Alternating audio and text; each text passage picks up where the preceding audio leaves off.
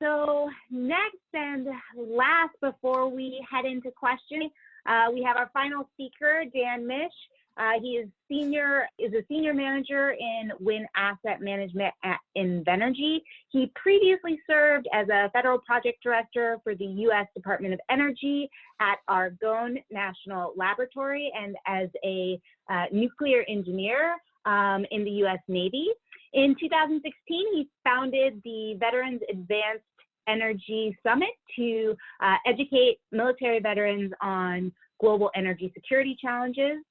Dan is a 2016 Take Point Fellow with the Atlantic Council, a class of 2020 emerging leader with the Chicago Council on Global Affairs, and a member of the Truman National Security Project.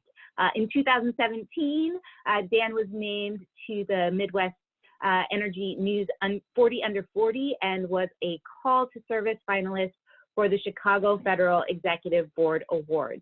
He holds a BS in physics from the U.S. Naval Academy and an MA in public policy from the University of Chicago. Welcome, Dan. Thank you. Pictured on the screen is Dustin Miner, a former Marine Corps anti-tank missile man, now a wind turbine technician for Invenergy. Dustin and Invenergy are just one example of clean energy companies all over the country recognizing the important skills and talents that the veterans bring to the industry after they leave the service. This is my version of the before and after photo. So as you mentioned, I studied physics and served as a nuclear engineer on a ballistic missile submarine out in the Pacific. After my military service, I wasn't sure what I wanted to do next in my career, but I have found mission alignment and fulfillment in the energy industry, first with the Department of Energy, working in project management at national laboratories, and now for Invenergy, building the next generation of wind and solar power plants. Military veterans make up about 10% of the total energy industry jobs. But if we look at data over the last 5 years, we'll see that as a percentage of the total jobs, that veteran number has been going down. So here, the blue line represents the total number of veterans in the energy industry, which you can see has been relatively stable over the last 5 years. But as a percentage of total energy jobs has gone down, so from 2015, just over 10% down to about 8.7 in the last report.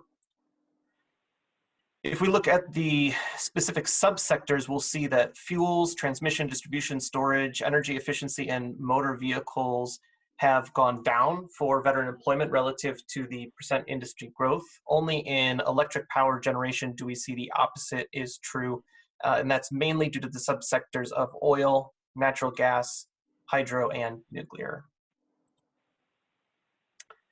Before the coronavirus, the year 2020 was expected to be a record-breaking increase for clean energy. The EIA predicted a 20% increase in both solar and wind capacity. Obviously, all of those predictions are now being challenged.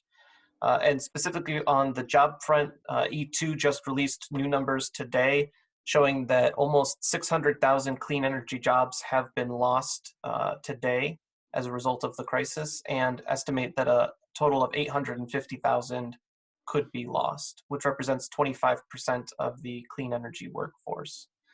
According to the nonprofit Advanced Energy Economy, 84% of clean energy companies have paused or canceled projects, and 30 to 40% of companies reported hiring freezes or layoffs.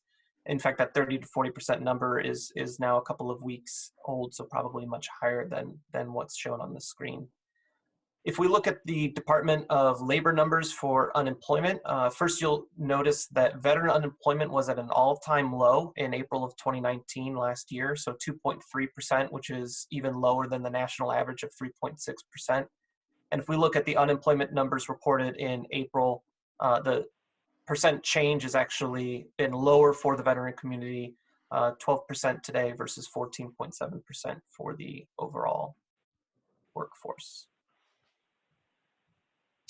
Besides the challenges of the coronavirus, and it might what impact it might have on unemployment for the veteran community. Underemployment is another critical issue. So 33% of veterans and 56% of military spouses report underemployment, which includes being overqualified, underutilized, or unfulfilled. In helping veterans and military spouses find meaningful employment, there are three primary ways to help: to prepare, connect, and motivate. So preparation might be education, further education, certificate programs, interview and resume prep. Connections would be internships and fellowships, job fairs and networking events. I think in addressing the underemployment problem, and often overlooked, is the motivation piece. So much like myself, many military service members are leaving the uniform behind and looking for ways to continue serving the country.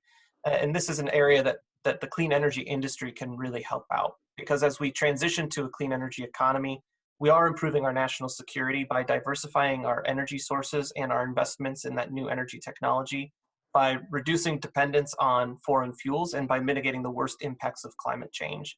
And that is a mission that military veterans can get behind, and by aligning themselves with that, clean energy companies can better improve their recruitment and retention of those key employment opportunities with veterans. So I've been working with the Atlantic Council Global Energy Center to develop a program that explores these concepts and prepares the next generation of advanced energy throughout the veteran community. We have the Veterans Advanced Energy Summit scheduled August 10th. It's a day-long event with lectures from experts across academics, industry, and government to discuss these issues. And we're also accepting applications for the Advanced Energy Fellowship through July 31st, which is a year-long part-time program that is focused on policy evaluation and development for military veterans, reservists, and spouses. So that I think concludes my remarks, and happy to move into the Q&A session.